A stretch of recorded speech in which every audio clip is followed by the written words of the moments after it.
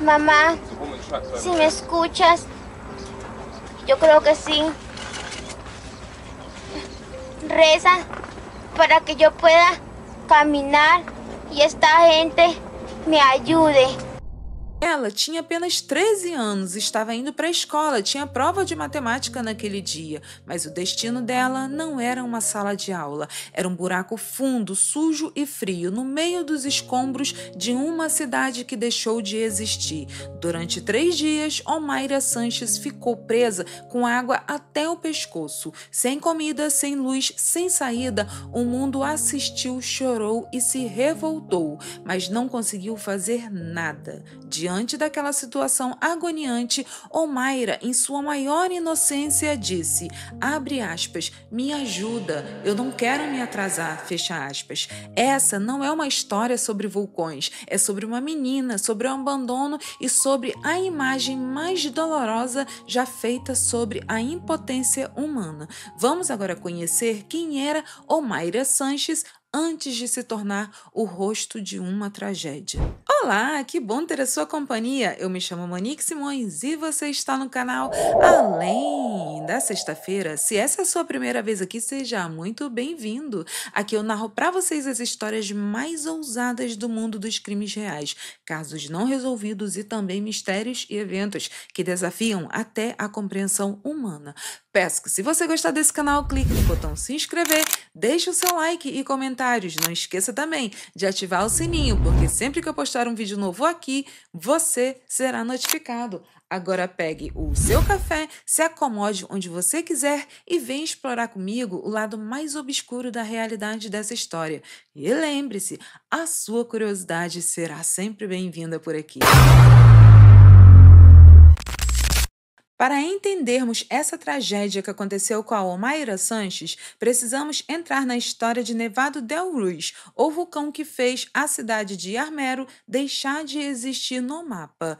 O Nevado del Ruiz é um vulcão localizado na Cordilheira Central dos Andes, na região central da Colômbia, entre os departamentos de Tolima e Caldas. Ele faz parte do chamado Cinturão Vulcânico dos Andes e está situado a cerca de 130 quilômetros a oeste de Bogotá, a capital do país. É um vulcão ativo e coberto por geleiras, o que o torna particularmente mais perigoso. Quando entra em erupção, o calor derrete grandes quantidades de gelo, formando olarrais, que são avalanches de lama, rochas e água que desce pelas encostas em alta velocidade, sai destruindo tudo em seu caminho. Antes dessa tragédia que deu fim à cidade de Armero inteira, foram registradas mais 2 erupções documentadas, uma em 1595, que fez 600 vítimas fatais, e outra no ano de 1845, com aproximadamente 1.000 vítimas fatais, nada comparado à tragédia de 1985, mesmo após alertas de cientistas sobre a atividade crescente do vulcão, que foi completamente ignorada. Já Armero, que era a cidade onde Omaira Sanches vivia, era uma cidade localizada no departamento de Tolima, na região central da Colômbia, a cerca de 50 quilômetros do vulcão Nevado del Ruiz. Antes da tragédia de 1985, Armero era conhecida como uma cidade próspera e fértil, com cerca de 30.000 habitantes. Graças ao solo vulcânico rico em nutrientes e ao clima favorável, Armero era um importante centro agrícola e comercial. A cidade se destacava especialmente pelo cultivo de algodão, sendo chamada por muitos de capital do algodão. Era rica também em café, banana, arroz e cana-de-açúcar. Essas plantações movimentavam a economia local e atraíam trabalhadores e investidores da região. Armero também contava com infraestrutura urbana organizada, escolas, hospitais e comércio ativo, mas infelizmente tudo isso foi devastado na noite de 13 de novembro de 1985, quando a erupção do Nevado del Ruiz causou uma avalanche de lama que soterrou completamente a cidade em poucos minutos. Hoje, o local onde ficava Armero é conhecida como Campo Santo de Armero, um memorial a céu aberto dedicado às vítimas da tragédia.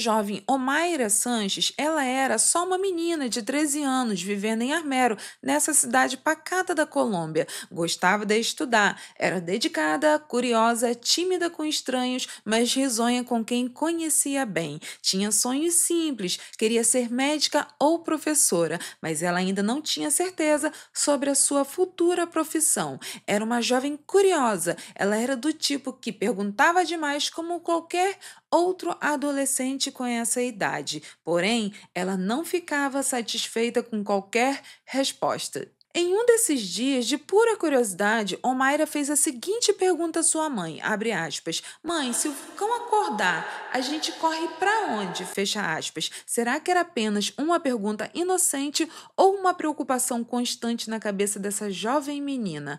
Armero, naquela época, era uma cidade pacata, cercada por plantações e poucos habitantes, apenas 28.700. Omaira vivia com a mãe, o pai, o irmão mais novo. Naquela semana, estava ansiosa por causa de uma prova de matemática que ela desejava ir muito bem. Acordou cedo no dia 13 de novembro, tomou café com a tia, o pai ainda dormia. Ela ainda não sabia, mas aquele café da manhã seria o seu último. O vulcão chamado Nevado del Ruiz não era uma ameaça nova. Ele já tinha acordado antes, no ano de 1845, e tinha matado mais de 1.000 pessoas. Mas isso era uma história antiga, esquecida nas escolas e ignorada pelo governo. Em outubro de 1985, os tremores voltaram. Cinzas começaram a cair como poeira em Armero. Alguns especialistas alertaram dizendo que aquilo não era normal e que o vulcão estava prestes a explodir. As autoridades ignoraram o alerta e disseram que sempre diziam que estava tudo sob controle, porém não estava. Na noite do dia 13 de novembro de 1985, às 9h08 da noite, o vulcão acordou. E não foi apenas com uma simples fumaça, foi com fúria. A erupção liberou uma nuvem de gases, rochas e calor tão feroz que derreteu as geleiras no topo do vulcão. E o resultado não poderia ser diferente. Uma tsunami de lama conhecida como Larraz desceu a montanha a quase 60 quilômetros por hora, carregando tudo o que tinha pelo caminho: árvores, casas, carros, pessoas. Consequentemente, a cidade de Armero, que estava incluída nesse caminho, deixou de existir em questões de minutos. Foi como se a cidade tivesse sido engolida viva. Mais de 23.000 pessoas morreram naquela noite e 13 vilarejos foram destruídos. Corpos foram arrastados, soterrados, esmagados, e em meio a todo esse caos, Omaira ainda estava lá e respirava, mas estava presa com água até o ombro, e o mundo só ia descobrir isso horas depois. Quando os socorristas chegaram a Armero, o que encontraram foi um mar de lama. Ficaram sem acreditar que uma cidade havia existido ali.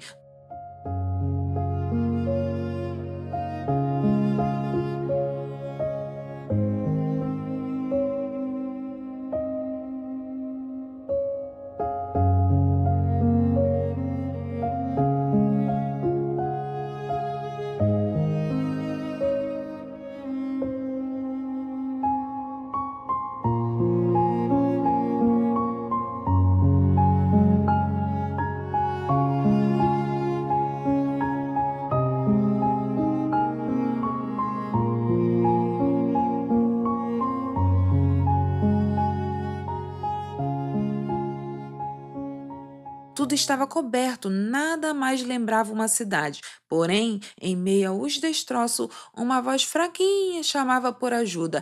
Era Omaira. Ela estava enterrada até a altura do ombro, com os braços livres, mas sem conseguir sair. As pernas estavam presas por entulhos. Voluntários da Cruz Vermelha e pessoas de cidade vizinha tentaram soltá-la, mas foi em vão, tudo porque uma porta de tijolos e o corpo da própria tia estavam esmagando seus membros. Outras fontes de pesquisa dão conta de que, além de Omaira estar presa por escombros, a mão da sua tia, que estava debaixo dela, estava a segurando. Dava para perceber que a jovem sentia dor, porém ela não gritava, falava com calma, como se ainda acreditasse que tudo aquilo ia passar, porque tudo o que ela dizia era, abre aspas, me ajudem, eu não quero me atrasar, eu tenho prova de matemática amanhã. Fecha aspas. Sim, ela ainda pensava na escola, porque ela sabia com toda certeza que conseguiria sair dali.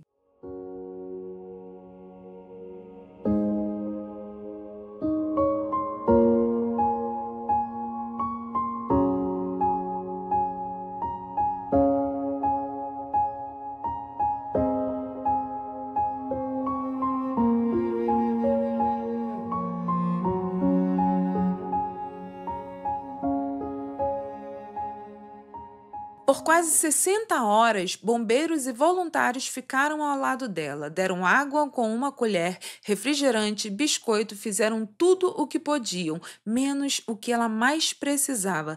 Tirá-la dali. Eles tentaram e muito, mas não tinham as ferramentas certas, não tinham nada. Havia apenas duas opções: cortar suas pernas ali mesmo, sem anestesia, no meio da lama e arriscar uma hemorragia fatal, ou esperar. E foi exatamente isso que eles fizeram. Com o tempo, os olhos dela começaram a sangrar, as mãos incharam, a pele dela ficou pálida. Com o passar das horas, ela começou a delirar.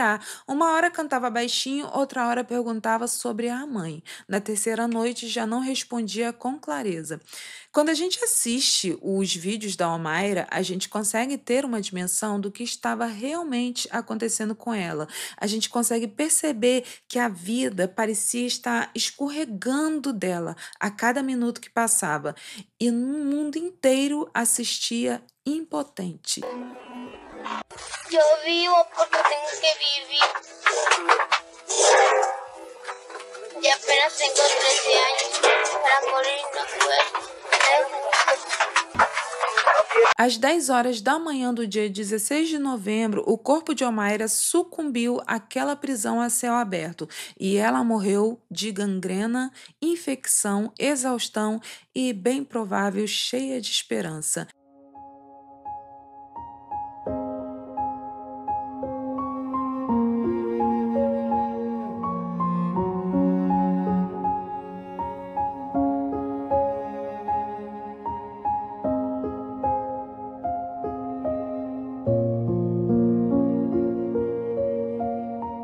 Enquanto Omaira agonizava entre a água e os escombros, um homem caminhava pelo lamaçal com uma câmera nas mãos. E quando ele chegou até a jovem, não pôde evitar o nó na garganta. O nome dele, Frank Fournier, um fotógrafo francês que lamentou ter chegado ao local tarde demais para tentar salvá-la, mas ele não chegou tarde demais para registrar uma das imagens mais dolorosas que o mundo estava prestes a ver. A imagem mostrava o rosto inchado de Omaira, os olhos fundos, o olhar fixo, um olhar de uma menina que cedeu sem entender o motivo. Uma foto onde ela não pedia socorro, não gritava, ela apenas olhava sem ver. A foto rodou o planeta, manchetes explodiram, milhões de pessoas ficaram em choque. O mundo inteiro perguntava quem deixou essa menina morrer, onde estavam os helicópteros, os médicos, os equipamentos, porque uma criança ficou enterrada viva por 3 dias diante das câmeras. A imagem foi publicada em dezenas de países e, por ironia, uma foto tão sem vida foi premiada com o World Press Photo de 1986. Foi considerado por muitos como uma das fotografias mais devastadoras da história. Por outro lado, o fotógrafo Fournier seguia sendo criticado por alguns, sendo acusado de explorar o sofrimento. momento, mas ele respondeu com firmeza, abre aspas, eu tirei aquela foto porque o mundo precisava ver o que aconteceu com ela e com todos os outros que o governo deixou morrer, fecha aspas. E foi aí que as perguntas ficaram mais incômodas, porque a tragédia não foi só culpa da natureza, ela teve dedo humano também. Acontece que dias antes do vulcão explodir, varrer e acabar com uma cidade inteira, cientistas colombianos e estrangeiros já haviam alertado que o Nevado del Ruiz estava prestes a entrar em erupção. Mapas de riscos haviam sido elaborados, estudos foram entregues e simulações foram feitas, porém ninguém fez nada. O governo ignorou completamente e disse que era apenas exagero. Chegou a afirmar que se fosse pedido a ordem de evacuação, causaria pânico desnecessário à população. Em outras palavras, era melhor arriscar 23 mil vidas do que interromper a rotina de uma cidade. E mesmo depois da catástrofe, a resposta foi vergonhosa. A ajuda demorou, a comunicação era falha, os equipamentos de resgates eram poucos, precários e incompletos. Quando os médicos sugeriram amputar as pernas de Omaira, faltava tudo: energia, bisturi, anestesia e muito menos antibióticos. Nenhuma bomba de sucção para drenar a água havia disponível. A ajuda internacional foi oferecida, mas, para variar, por contratempos políticos, essa ajuda foi recusada. A Colômbia não precisa de interferência estrangeira, foi o que disseram, mas na verdade é que a Colômbia precisava de tudo. Então o tempo passou, a poeira baixou, tudo voltou ao normal, menos para quem viu aquilo e nunca mais vai esquecer. Hoje, Armero é só um campo aberto, sem casas, sem ruas, apenas cruzes, placas e ausência do silêncio para aqueles que presenciaram aquela tragédia. Ali, onde havia uma cidade viva, agora é um memorial onde Omaira ficou enterrada por 3 dias.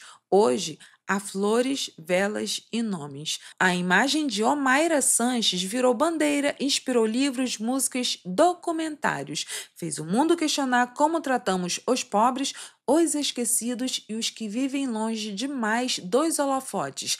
A verdade é que Omaira não foi a única, ela foi a que todo mundo viu e talvez seja essa a lição final. Omaira morreu presa na lama, mas nós estamos vivos e temos escolha. A escolha de lembrar, de cobrar, de não deixar que a próxima criança seja enterrada pelo mesmo descaso. Mami, te quiere mucho, mi papi, mi hermano y yo. Adiós, madre. Obrigada por assistir, não esqueça de curtir, se inscrever no canal e ativar o sininho para não perder os próximos vídeos. Então compartilhe suas opiniões, sugestões e a gente se vê num próximo vídeo para degustar mais uma boa dose de café. Até lá, tchau!